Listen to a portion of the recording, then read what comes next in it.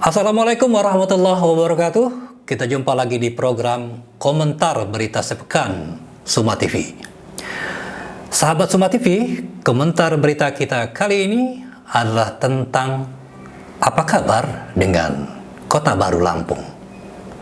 Sebelum membahasnya, kita saksikan dulu tayangan berikut ini. Pembangunan kota baru yang digagas mantan Gubernur Lampung, Sahrudin ZP, saat ini masih terhenti. Sejumlah bangunan, seperti kantor gubernur, kantor DPRD, masjid raya dan sejumlah bangunan lainnya, yang bernilai puluhan miliar terbengkalai, tidak terawat dan rusak berat.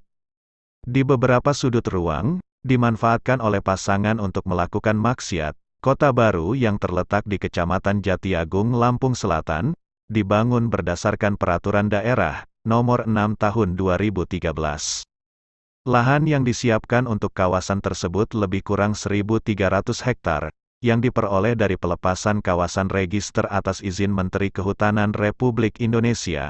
Lokasi tersebut disiapkan untuk membangun kantor gubernur, kantor DPRD, rumah sakit, kantor-kantor Forkopimda Provinsi Lampung, perguruan tinggi negeri dan swasta dan lain-lain. Gubernur Lampung, ketika itu Sahrudin ZP mengemukakan, alasan pembangunan kota baru tersebut, sebagai alternatif untuk pemecahan persoalan padatnya kota Bandar Lampung. Tim Liputan, Suma TV, melaporkan. Baik, begitulah kondisi Kota Baru Lampung sekarang. Dan untuk membahasnya, kita akan segera berbincang dengan pengamat dari Institut Teknologi Sumatera, Bapak Dr. Ilham Malik, STMT. Assalamualaikum Mas Ilham. Waalaikumsalam Mas Yan, apa Ya, kabar? alhamdulillah, ini sahabat lama nih, yang sudah berapa tahun nih kita nggak ketemu ya? Ya mungkin sekitar 8 tahunan. Sudah Mas berapa Yan. tahunan ya? Ya, alhamdulillah sekarang kita berbincang, ketemu, mudah-mudahan kita sehat semua ya, Mas Ilham ya. Amin. Amin, amin ya rabbal alamin. Mas Ilham, ini apa komentar Anda tentang Kota Baru Lampung yang 5 tahun bersemangat betul membangunnya, tetapi kemudian terhenti dan gedung-gedung bernilai ratusan miliar malahan yang sudah diinvestasikan ke sana tidak termanfaatkan dengan baik. Apa komentar Anda nih Mas Ilham? Baik, terima kasih Mas Yan. Jadi era sekarang memang era yang mungkin tepat untuk memulai kembali untuk memikirkan terkait dengan kota baru. Hal ini sejalan dengan munculnya gagasan ibu kota negara yang dipindahkan ke Kalimantan. Kemudian juga adanya rencana pemerintah pusat untuk mengembangkan 10 metropolitan baru di seluruh Indonesia, yang mana di Sumatera ada 2, yaitu di Medan, Mebidangro, dan kemudian yang di Palembang, Patung Kayu Raya ya. Yang mana hal ini akan menstimulan perkembangan perkotaan baru yang ada di sekitarnya. Ditambah lagi dengan adanya rencana untuk menuntaskan ya jalan tol Trans Sumatera kita, JTTS, yang akhirnya ini bisa menstimulan percepatan pembangunan kota baru.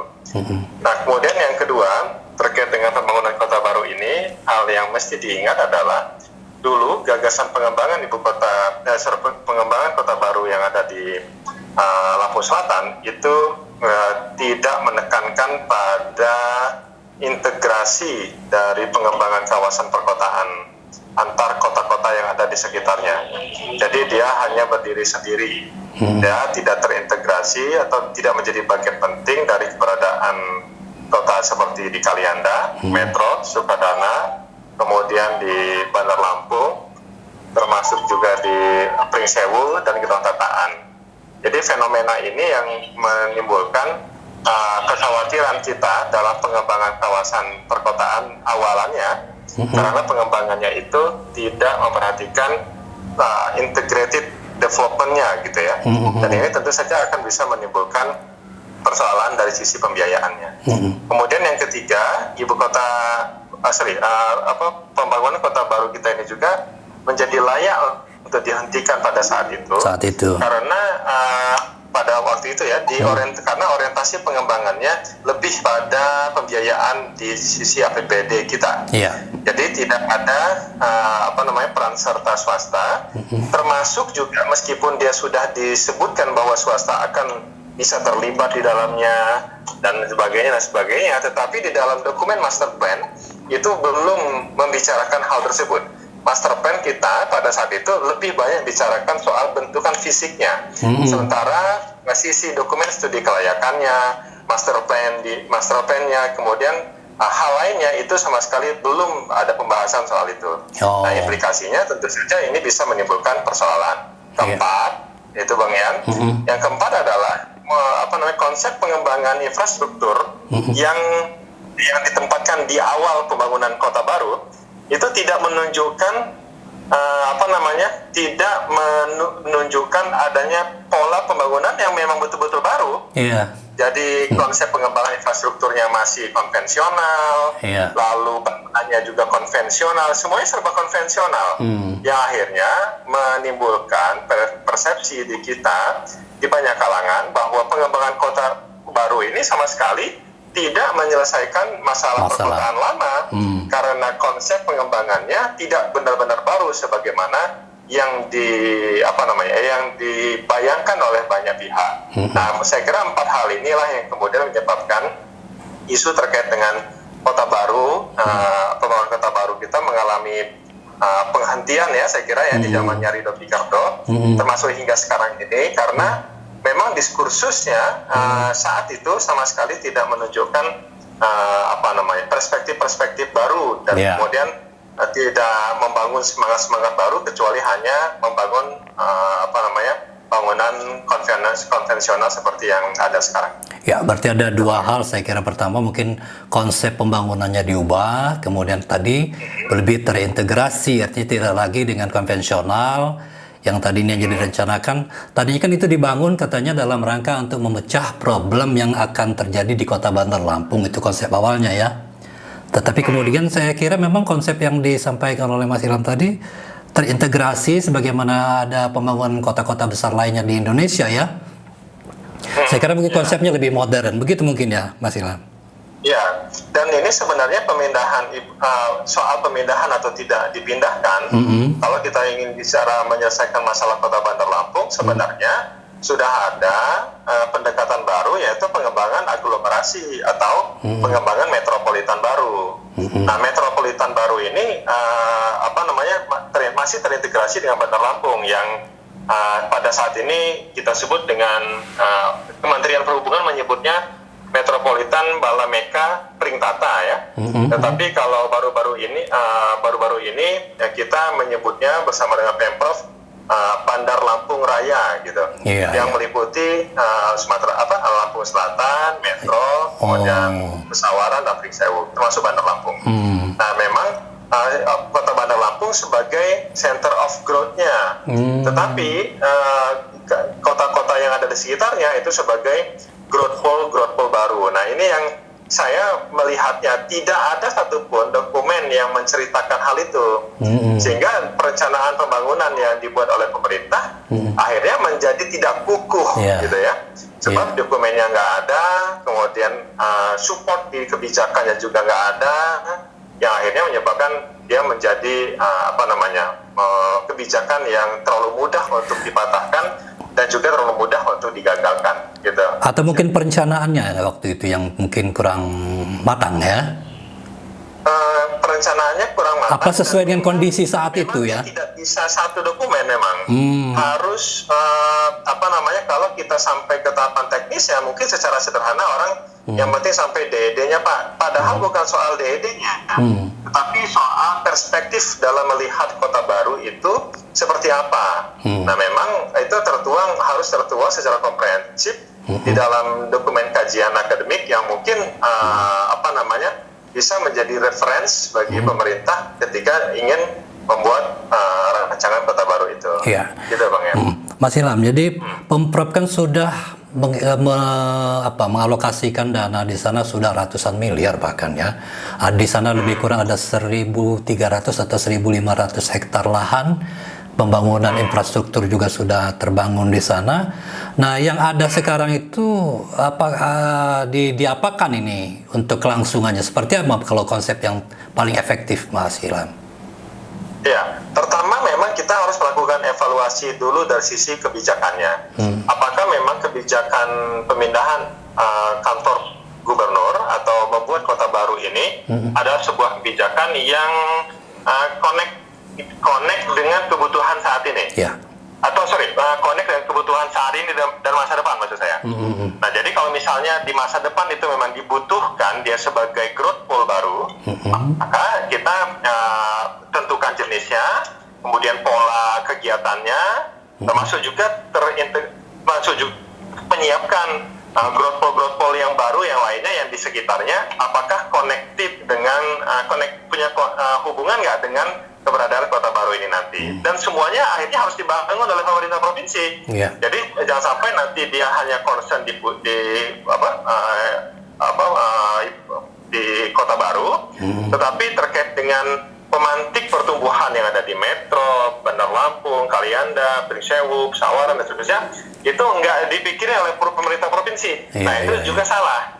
Makanya kan ibu kota seperti ibu kota negara kita saat ini, tantangan terbesar yang dihadapi saat ini bukan soal membangun IKN-nya saja, tetapi membangun kota yang ada di sekitarnya supaya bisa menstimulan perkembangan ibu kota. Nah, sama seperti kita juga, gimana caranya kita tidak bicara soal pembangunan kota barunya saja, tetapi juga pengintegrasiannya dengan yang lainnya. Kedua, tentu kalau kita sebagai engineer memang secara sederhananya begini, kita pasti memiliki keraguan yang sangat tinggi terkait dengan kelayakan dari struktur bangunan yang sudah ada saat ini. Tentu saya membayangkannya, dugaan saya, kalau kita uji dia kekuatan strukturnya gitu ya, kelayakan strukturnya dan juga aktivitas yang nanti akan berada di atasnya, saya menduga bahwa seluruh bangunan ini nanti harus dibongkar. Nah, karena ini hipotesis saya ya. Tapi memang nanti kan ada beberapa uji laboratorium yang bisa dilakukan, dan saya kira kita di ITERA juga sangat lengkap ya, dan peralatannya untuk melakukan uji itu, dan kami memperkirakan itu pasti akan dibongkar kalau kita ingin meneruskannya. Kita tata lagi karena dia tidak layak lagi ya. Nah, sekarang kalau misalnya dibongkar, apa konsekuensinya? Lalu kalau dia dibongkar, apa konsekuensinya? Baik ini dari sisi politik pembangunan maupun hukum bangunannya, kira-kira begitu ya. Yang nanti kalau misalnya diteruskan, apa konsekuensinya? Jadi kalau misalnya tiba-tiba pemerintah memutuskan atau ada ide begitu ya untuk meneruskan pembangunan ini tidak serta-merta menganggarkan untuk membangun dinding, interior, drainase dan sebagainya, saya kira itu terlalu naif ya. Tapi juga perlu melihat dari sisi yang lebih menunjukkan lah bahwa kita bisa mengkaji dan melakukan ini dari sisi keilmuan kita di sisi engineering. Saya kira ini juga harus dilibatkan. Mas Ilham, kita kan sudah dengar bahwa Pemprov baru berencana akan meneruskan juga pembangunan itu. Tetapi kalau kita melihat dari apa yang disampaikan oleh Mas Ilham tadi kan, bagaimana itu tidak hanya kalau dulu kan dibangun hanya untuk memecah persoalan Bandar Lampung. Tetapi saya kira pemikiran Mas Ilham bahwa sehingga kota-kota kabupaten yang ada di sekitarnya juga bisa bermanfaat bagi kota-kota yang ada di sekitarnya, kan itu konsep yang paling baik kan, begitu kan. Nah, sekarang yang Mas Ilham lihat arah yang direncanakan oleh pemerintah provinsi terhadap kota baru ini yang sejauh ini seperti apa? Kalau khusus terkait dengan kota baru, memang kami belum mendengar betul ya konsep terakhir yang dibayangkan oleh pemerintah dan juga tim ahlinya, kira-kira begitu ya. Tetapi kita dari perguruan tinggi tentu sangat mengharapkan bahwa perlu ada perbaikan dari sisi konsepsi pembangunannya, konsepsi pengelolaannya, termasuk juga fungsi dari keberadaan kota baru ini juga perlu dikaji secara secara objektif, kira-kira begitu. Kemudian yang kedua tentu kita perlu koneksikan dengan gagasan yang juga dibawa oleh pemerintah provinsi ketika mengembangkan Metropolitan Bandar Lampung, Ya. yang kemudian kita sebut dengan Bandar Lampung Raya ataupun Balameka Pringtata, gitu. Dan saya kira ini nanti perlu disesuaikan antara konsep yang dikembangkan oleh pemerintah dengan apa yang